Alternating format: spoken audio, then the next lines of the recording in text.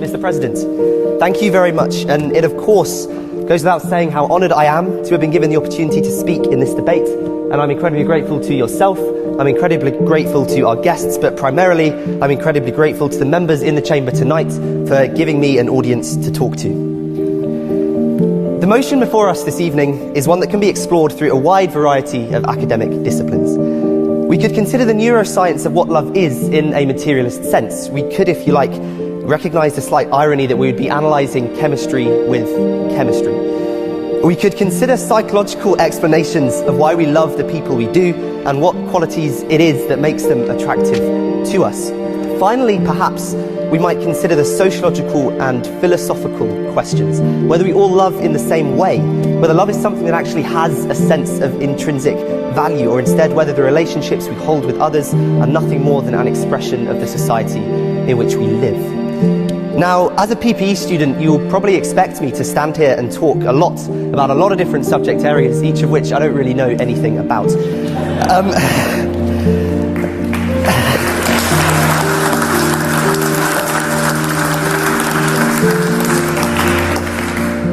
But of course, that in itself would not be doing our motion any justice. For instead, I wish to speak of why true love is something that we can reform, of why it is something that we, of course, need to tweak and clarify and make sure that we understand, but it is something that has the genuine power to be one of the greatest prizes of our short existence on this planet. And of course, as Freya mentioned, I am not going to make any attempts to skirt over the fact that true love, in the way that perhaps we intuitively understand it, perhaps in the way we have been taught as children or in Disney films, is a perfect conception of what true love is. Instead, I want to argue why an amended true love, a true love that is fit for the 21st century, fit for modern consumption, is one that can be of benefit to the entire world. As an idea in our minds and as a predicate of our entire worldview, I wish to demonstrate to you tonight why abandoning the ideal of true love would be deeply damaging to humanity's progress, its well-being, and its future. So for me, we have to start from here, that true love is about recognition that nobody, absolutely nobody, is perfect. Perfect with somebody else or perfect by themselves. Nobody is perfect. It is about the idea that there is somebody who can improve us. And it doesn't have to be one person, but there has to be somebody existing on this planet Earth who can make us a better person. Somebody who can make us happier.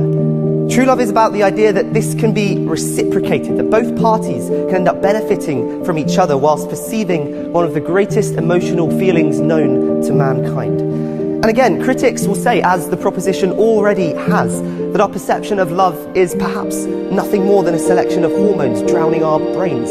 Hormones that can be fabricated in a laboratory and fed to us down dark alleyways in brightly coloured little pills.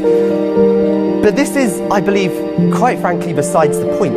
It is, a feeling of true love is a symptom of something else that is going on. It is a necessary but not sufficient condition. It is one part of a far greater human puzzle. It is Aristotle who says love is composed of a single soul inhabiting two bodies. And whilst maybe two as a numerical value could be questioned, the general point here is, I think, quite beautiful. Humans are quite clearly social animals by the way that we see and we think, and by ourselves we can only understand a tiny fraction of what we could with somebody else. True love has this remarkable ability to open our eyes to the world in a way that nothing else can. To put this another way, we must build our conception of true love around our lives rather than building our lives around our conception of true love. Of course. We must be brave, bold, unafraid, radical in constructing a true love that is fit for the 21st century. But be in no doubt that voting with the proposition this evening does not allow you to do that. Voting with the proposition this evening is saying, that's it, we give up, we are abandoning it as an ideal because we do not want to try and fix and reform. We do not want to make our lives better. We simply want to pretend the problem doesn't exist, brush it under the carpet and go on being miserable. So you may ask, what is the point of fixing this concept if there are problems with it already? And the point is this: walking away from one of the most powerful emotions known to man and the implicit norm that we ought to embrace it is, I believe, akin to abandoning a core tenet of the imperfect perfection of being human. Quite simply, abandoning one of the most fundamental things about being ourselves. A belief in true love is not just about how we view our potential partners, but about how we view our existence as human beings and the worldview that subsequently defines it. We have the power to shape not just our own happiness, but to shape the driving forces and inspiration between cultures and people the world over. So that said, whether you view yourself as the deepest of romantics, or whether you view yourself as the most rational of economic agents, whether you think with your heart, whether you think with your head, whether you think with some other organ of your body,